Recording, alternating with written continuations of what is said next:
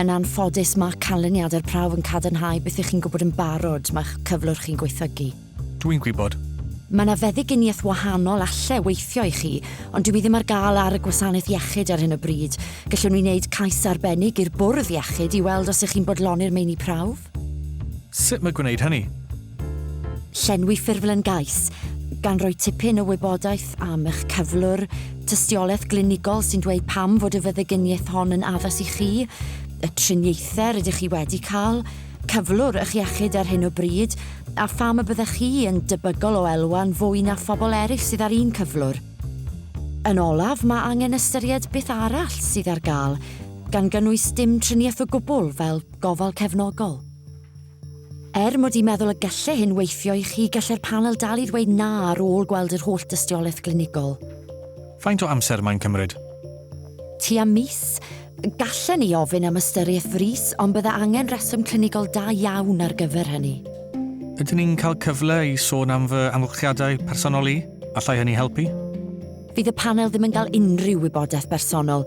Does dim plant neu rieni oedrannus gan rai pobl, dylen nhw gael ei ystyried fel pawb arall. Fydd y panel ddim ond yn edrych ar bethau sy'n effeithio'n uniongyrchol ar eich gofal meddygol a'ch ymateb chi i'r driniaeth. Sut dwi'n gwybod ei bod wedi dod i benderfyniad? Byddwch chi'n cael llythyr, ond maen nhw'n anfon y penderfyniad i hun gyda'r holl resymau ata i. Am gwaith i yw siarad â chi i benderfynu ar y cam nesaf. Nesaf, mae angen eich caniatadu gyflwyno'r cais a'ch caniatadu dîm IPFR defnyddiwch gwybodaeth, caiff ei storio'n ddiogel. Iawn, wrth gwrs.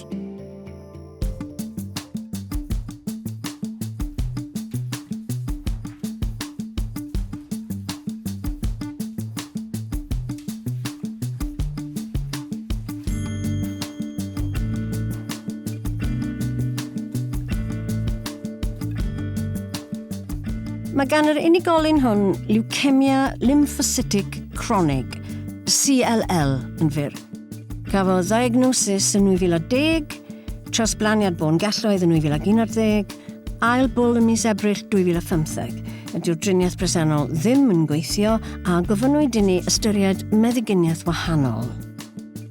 Diolch, Sarah. Jack, allwch chi grynhoi'r dystiolaeth sydd ar gael ar gyfer y feddyginiaeth hon? Mae hwn yn achos cymleth. Dwi'n deall bod gan y claf glefyd cronig yn yr arennau sy'n golygu na all gael un o'r meddyginiaethau eraill. Odyn ni'n gwybod pam gath y claf yr ail bwl? Bydde hynny'n effeithio ar ei driniaeth eich meddwl?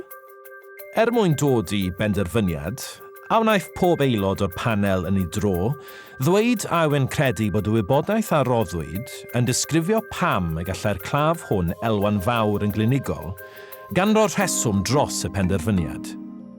Wel gallai weld o'r dystiolaeth fod y feddyginiaeth hon yn gwella cyfraith goroesi cleifion sydd ar cyflwr hwn, ac yn cynnig ansawdd bywyd da.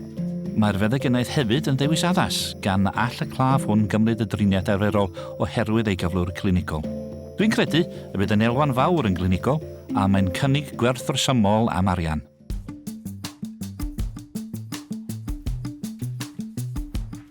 Diolch am ddod i mewn, eisteddwch.